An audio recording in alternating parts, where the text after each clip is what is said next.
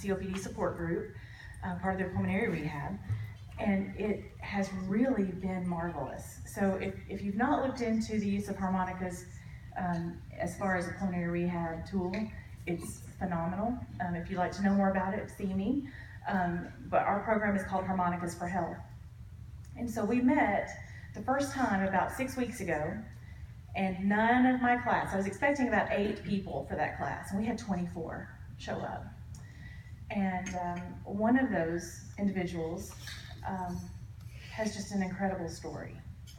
And I would love for you right now to please welcome Ruth Hendrix.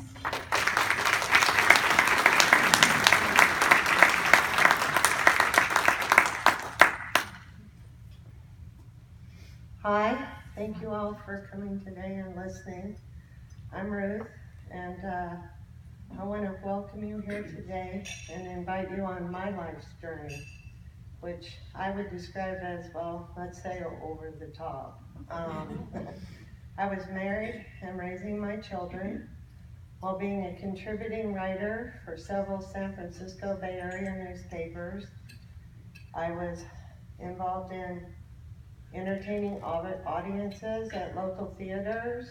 I did a lot of charity work. I was also in the Navy. And I was coach and team mom for my kids' various sports. And I was superwoman, and life was sweet. But then in March of 1992, my life changed as I had known it. It ended, which I was fighting a fire aboard my ship, and our breathing equipment failed, which caused quite a bit of smoke inhalation and chemical damage and et cetera. And following that devastating incident, I was hospitalized numerous times, 78, but who's counting? And I am a 100% disabled Navy veteran. I was given many medications, including from 120 to 160 milligrams of prednisone a day, including IV Solumedrol while in the hospital on top of that. And I was not told the side effects like sleep deprivation, and I was just sent to a psychiatrist who added more meds and kind of told me I had PTSD and, excuse me, the high dose of steroids and the sleep deprivation and the psych meds made it very difficult for me. I couldn't walk. I was in a wheelchair for 4 years. I missed the last year of my youngest son being at home before he left for college. And consequently, in a nutshell, I was totally out of it. I was in the hospital constantly, and I had no life. So they kept telling me I was going to die, and I made a very difficult decision. This wasn't the life that I wanted. And I guess the final straw for me was the day that they delivered the electric wheelchair to my house. So it was time for a tough decision. And I knew what had to be done. But without seeing clearly, because of all the medications, I decided that I would end my life. And I swallowed 5,400 milligrams of morphine and went to bed in hope of a peaceful passing. My husband returned home. He figured out what I had done. He pumped me full of charcoal. He took me to a hospital where they saved my life. And then I was put into a psychiatric hospital for the mandatory 72-hour hold. While I was in that hospital, the doctor pointed out after 3 days that they had detoxed me off of all of those medications, so I didn't have to go through withdrawals, and that I could walk just fine, and that I was happy. healthy. And it dawned on me, and he said, you never have to go back to that life again. So I wouldn't recommend that as a course of action for anyone else, but it did give me back my hope, and it gave me another chance at having a life. And since I was detoxed, thank goodness I didn't have to go through withdrawals. That date was December 11th, 2003, and that was the first day of the rest of my life. And I started working to build back my wonderful life. And since that day, for the past 13 years, I've been educating myself, searching for answers and ways to improve my breathing and living life to the fullest. I did research, collecting any and all available comprehensive pertinent information, searching for protocols that could slow, or better yet, halt the progression of COPD,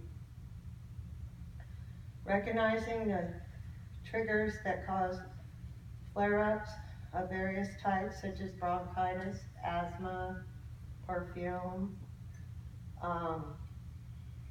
etc., and understanding what they are and what happens during the flare-up, and how to get it under control so I didn't have to have another hospitalization. And with all diseases, diet is very important. And there are a lot of foods that build up CO2 in your body, but the websites are all conflicting. One says you need to eat this and avoid this, and one says you need to eat this and avoid that. So I don't have any really good dietary information, but I'm still looking for that. Understanding how diet affects the disease, I think, is a major component to controlling the disease, and what foods cause inflammation and carbon buildup. I was fortunate to locate a Dr. Noel Rose at Johns Hopkins. I've never met the man, but for some reason, he's willing to take my phone calls, and he talks to me whenever I call. And he's been very helpful in providing information and different available options that I had not known about. One of the things that he told me was that I didn't have to take my breathing treatment all at once.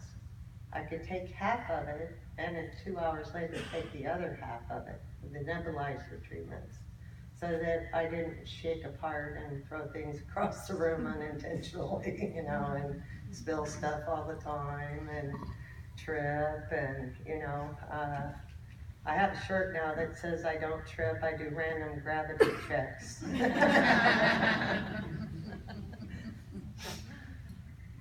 After moving to Tennessee, I got a pulmonary doctor, and he introduced me to pulmonary rehab, which I'm going to at St. Thomas Rutherford. And all I can say about the people there is that I love them, and that they have made my life a better place in a very short period of time. They have brought me great joy, and that's the people that work there, and the other patients, and the camaraderie there has been a godsend.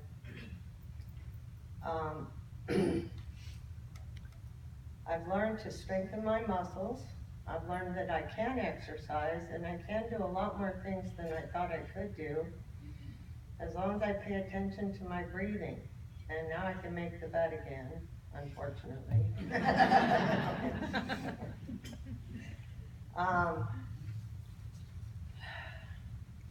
Catch my breath. In pulmonary rehab, I was also offered an opportunity to join a class and learn to play the harmonica. And this is a new program that's come about. Yesterday we met with Chris Jansen, who's involved in the program, it's been really wonderful. And it's been the whole thing has just been the socialization part of it. When you have a chronic illness, it gives people a reason to write you off. and it gets really, really lonely. And through pulmonary therapy and the harmonica classes, I don't feel lonely anymore. And the music has lifted my spirits greatly. Although I've had 78 hospitalizations since 1992, I have not had one in the last 10 years.